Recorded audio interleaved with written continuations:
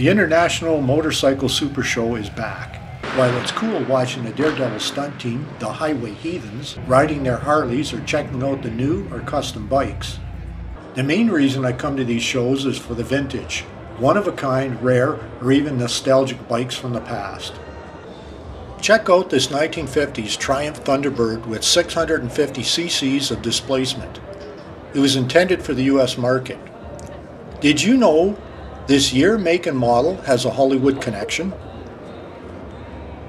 It was in the 1953 movie The Wild One, written by none other than Marlon Brando. In fact, Brando wrote his own personal Triumph Thunderbird 650 and the starring role as Johnny Strabler. Trivia question. What bike did Lee Marvin's character, Chino, ride in The Wild One? Now look at this 1953 Royal Enfield. Unrestored for most part, but probably still running. This was a very affordable bike. It's probably the bike that taught a generation of kids to love motorcycles and ride. The Ensign 148 cubic centimeter engine was nicknamed the Flying Flea due to its tiny motor size.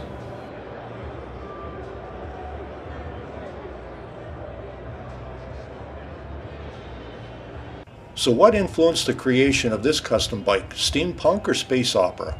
This bike started out life as a 1971 BMW R75-5. Other than the engine, wheels, and tank badges, it would be impossible to know because that's the only original parts. The 1935 Sunbeam Model 95. Little known today, the Sunbeams of the 1920s and 30s were among the best made motorcycles that money could buy. In the 1920s, Sunbeam quality was matched by its racing success. It was considered unbeatable in the quarter mile. It also won the Isle of Man 4 times. Now it's off to the rat rod section. Looks like something right out of a Mad Max movie. These bikes are so ugly they're cool. Might want to put a chain guard on that one before you take it out. Not sure what these are used for, but if you need one, they got them. The 1934 Harley-Davidson VLD. Built a few years after the Great Depression, this was their top-of-the-line bike. 4,527 were produced, and it sold for $310. 1934 was the first year for this model, and the first year Harley-Davidson used these colors. The 74 cubic inch flathead V-twin, known as the Big Twin, powered the VLD. It had a 3-speed jockey shift with a foot-operated suicide clutch that could be locked in place.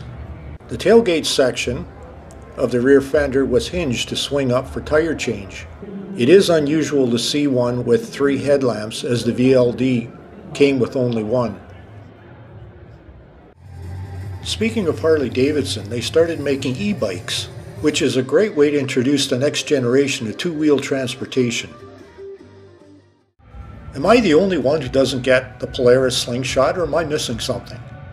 Is this just for fat old guys who want to ride a motorcycle but are afraid of falling off? Not that there's anything wrong with being old and fat. I just think it's for people who want to get a lot of attention. Or it's truly that much more fun to drive than a 4-wheel ragtop that costs about the same money. Maybe I'll be riding one in my 80s. But not to worry, there's more, way more really cool stuff to see. Just about every bike manufacturer you can think of is here. There's Ducati, Indian, Suzuki, Kawasaki, Yamaha, Honda, Royal Enfield, and of course Harley. Including the Russian Ural, which has a very familiar looking engine. Remember the BMW R75-5? Russian motorcycle engines are not quite as good, even though they look the same.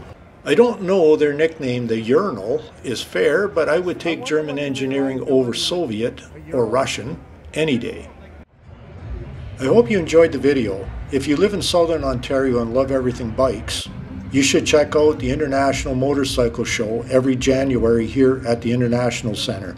That's about it for me. I got you this far. Now you'll have to find your own way home.